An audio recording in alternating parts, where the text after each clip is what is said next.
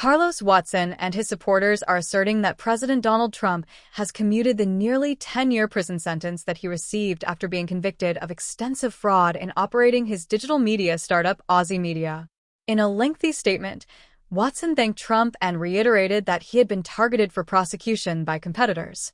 "I am profoundly grateful to President Trump for correcting this grave injustice. His decision reflects his unwavering commitment to fairness and justice for those who have been wrongfully targeted. The prosecution of Aussie and me was driven by a malicious campaign orchestrated by a jealous competitor at a rival media company," Watson said in a statement issued Friday. Watson was sentenced to 116 months in prison in December following his conviction on charges of securities fraud, conspiracy to commit wire fraud, and aggravated identity theft. It's understood that Watson was en route to surrendering himself to federal prison authorities when he received the call alerting him that his petition for commutation had been granted. The case was handled by the office of Trump's newly appointed pardon czar, Alice Marie Johnson. Watson's cause was championed by activist and entrepreneur Glenn E. Martin, who trumpeted Trump's decision in an X post. The White House did not immediately respond to a request for comment. Watson faced federal fraud charges after his Aussie Media digital media startup collapsed, as shocking stories of brazen fraud in the operation of the company emerged. The most extreme case that garnered the attention federal prosecutors in New York came in a 2021 New York Times report that Watson's partner in Aussie Media, Samir Rao, had impersonated executives of major media companies as the pair sought to raise capital from investors. Rao pleaded guilty to securities fraud and wire fraud charges and testified against Watson. He was sentenced to probation. Watson launched Aussie Media in 2013, raising $30 million to publish a website, newsletters, and video content.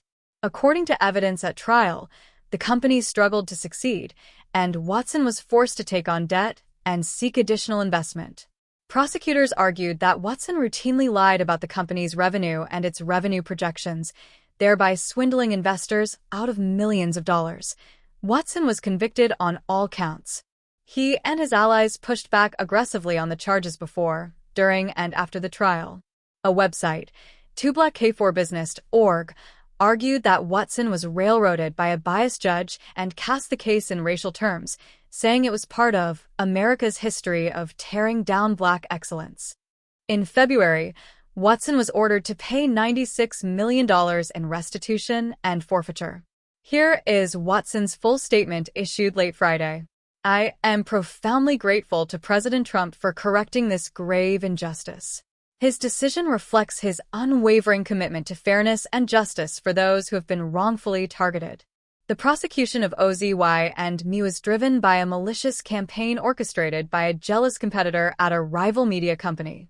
These baseless federal cases were pursued 3,000 miles away from where Aussie was based, and things went from bad to worse when a conflicted and unethical judge took control. Judge Commuted excluded critical exculpatory evidence, including cooperator confession letters, blocked defense witnesses from testifying, and gave the jury incorrect instructions, all while holding millions in shares in companies whose CEOs were testifying for the prosecution just feet from his chair. President Trump has once again demonstrated his courage in standing up against the weaponization of the legal system by unscrupulous actors who aim to destroy innovative companies and their founders. Aussie, with its cutting-edge, award-winning programming, 200-plus clients, and talented team, was on the brink of becoming Silicon Valley's first Black-owned, publicly traded company before these wrongful actions derailed our progress. We are ready to move forward, guided by the lessons learned. I am especially thankful to President Trump's pardon czar, Miss Alice Marie Johnson, whose commitment to justice and second chances continues to inspire me. Her belief in fairness and second chances reflects the best of what our country stands for. I look forward to supporting her pioneering work in any way I can.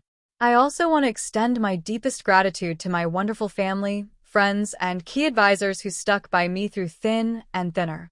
Your unwavering support has meant everything to me, and I couldn't have made it through this 4-year odyssey without you.